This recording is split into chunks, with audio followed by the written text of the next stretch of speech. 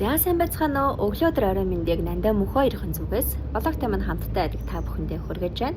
За ойрын эдийн өдрүүд нь бит хоёр завгүй жоох ажилдаа байсан болохоор өнгөрсөн 7 хоногтаас шинэ дугаар оруулж амжсангүй ингээд 7 хоног хойшилчихлаа. За ямар тач бит хоёр нь өөрсдөө цаг гаргаж жижигхэн амралт аялал гой дурсан чи бүтээх зорилготой завгүй өдрүүдийн дараах жижигхэн аялал амралт цувралаа та бүхэндээ хүргэж байна. Энэ удаа бит хоёрын 3 дахь дугаар та бүхэндээ хүрэх гэж агаад туйл их баяртай байна. За бид энэ удаагийн аялал маань хаана байсан бэ гэвэл Параг хотын яг хажууд байдаг Порокоско гэдэг хөндийгөөр бид хоёр нь аялаад амраад амжсан. За энэ газрыг бид хоёр Монголтойгоо зөөрлсөн. Яг л манай богод уул шиг хотынхоо хажууханд мөртлөө ороод ирэнгүүт яг л тэрэлж рүү очсон юм шиг тийм гой өндөр хад чулуу гой байгальтай газар бит хоёрыг угтаад авсан. Тэгээ бид хоёр энэ газар руу гэрээсээ гараад метродод мэдээж нийтийн дээр автобусан суугаад хүрээд ирсэн байгаа. За тэгээ хотын төвөөс холгүй хүмүүртлээ энд үнэхээр бүр нэг гой өөр ертөнцид ирчихсэн юм шиг тэр мэдрэмжийг өгсөн. Тэгээ өндөр хад чулуу гой ой мод агуу явган аялын зам гэд байгалийн бүх сайхныг нэг доороос харж үзэж болох юм гой газар бит хоёр нь энэ удаад аялсан байгаа шүү. За тэгээ мэдээж сонирхолтой энэ газар нь тэгээ энэ том хөндийн бүхэлдээ 224.5 га талбайг хамарсан.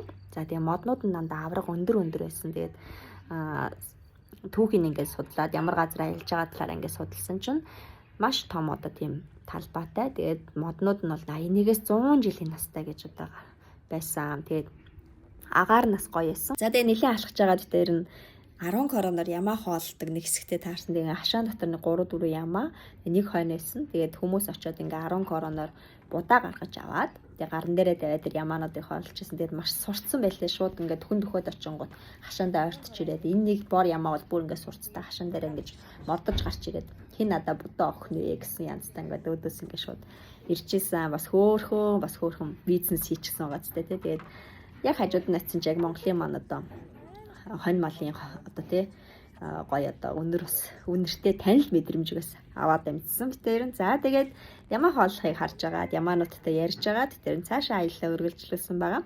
За цаашаа явж байгаад бас нэг хэсэг сууж амарсан.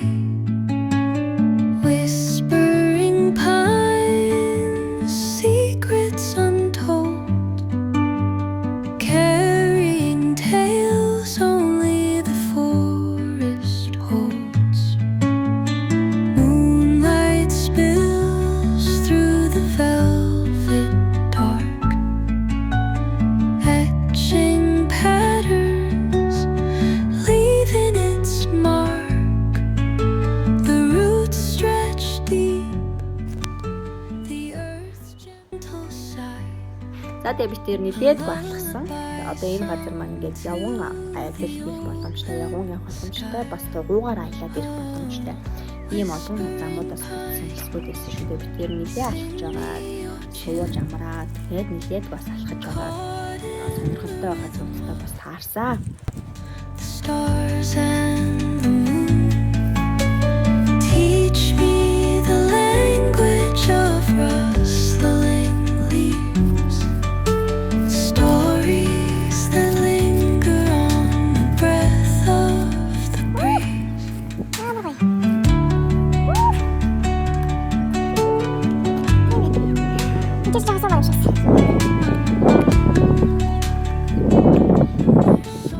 Харыг бүр болж энэ газрыг одоо бүтэн тойрсон байгаа шүү. Ийм том газрыг бас тойрно гэдэг чинь 1-2 цагт тойрч амжихгүй. Тэг ямар ч байсан амралт аялал зугаалга хийж байгаа учраас тэр маш айжуухан байгалыг биширч, сайхныг биширч, альжаалыг тайлж суугаад хэвтээд одоо амраад явсан байгаа. Opens a world through an ancient door.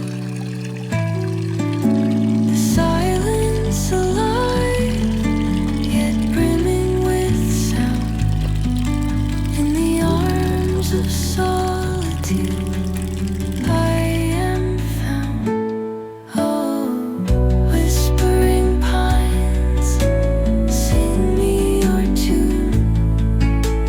Caught in the rhythm, the stars and the moon teach me the language of rustling leaves, stories that linger on the breath of the breeze.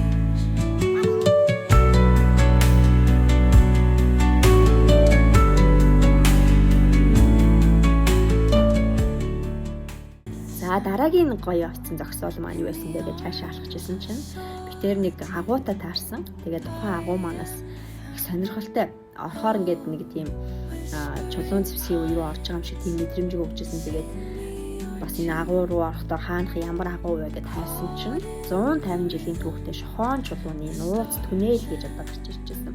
Тэгээ мэдээж энэ одоо агуу руу ороход тийм гоё мэдрэмжийг өгсөн. Яг ингээд алхаад орчихсон чи өөдөөс бас нэг хөөлнөцгөн хүн гарч ирээд яг тэр нэг тухайн үед нь оччихсан юм шиг тэр мэдрэмжийг өгсөн, бас эвгүй айсан. Тэгээ ганцаар яг энэ агуу руу ингээд орох юм бол жоох эвгүй юм бэл. Агуу гэж одоо түнэлээр ороход жоох эвгүй юм бэлээ. За энэ нь одоо зүгээр нэг одоо тий судлаад бид тэр ингээд хайгаад үзсэн чинь байгалийн нэг нүх биш, харин одоо бүр 1875 оны одоо тий 75 оны үед одоо уурхаан тээврийн түнэл хайж таарсан. Тэгээд урд нь одоо энд шохон чулуу олборлоод том уурхаа байсан юм билээ.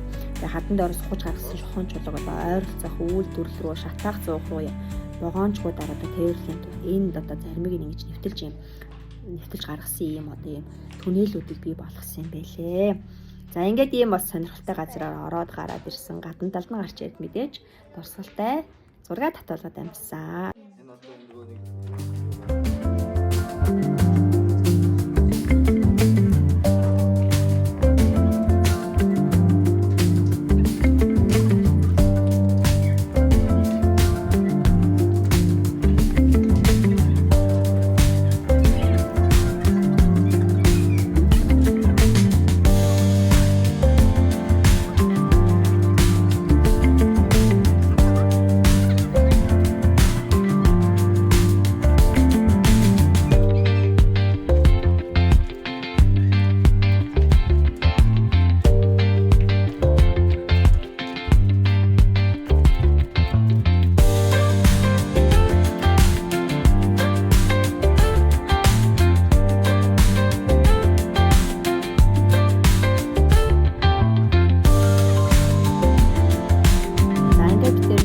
Аялсан маш том талбайтай юм чинь алхсан, мэдээж алхаад, аялаад, суугаад амраад явсан байгаа.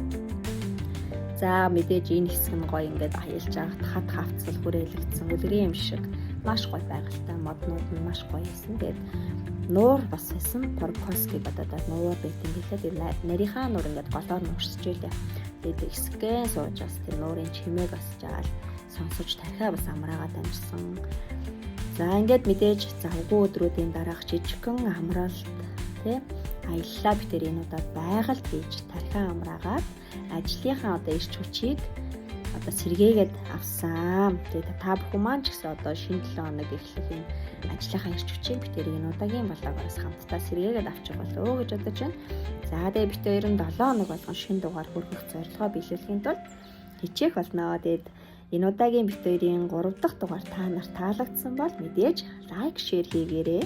За доор мэдээж бас гоё комент бичээрэй гэж хүсмээр. За ингээд энэ удаагийн дугаар энэ хүрээд өндөрлөж байна. Энэ хүрээд завгүй өдрүүдийн дараах жижигхэн аялал амралт дурсан бүтээх болоод маань өндөрлөж байна. Тэгээ дараагийн 4 дахь дугаараар бүр илүү сонирхолтой гоё газарт очиж уулзцгаая. Тэгээд хамтдаа байгаа та бүхэндээ баярлалаа. Шинэ 7 хоногт ажлын амжилтыг ирч хүчийг бэлгэлье. Түр баяртай.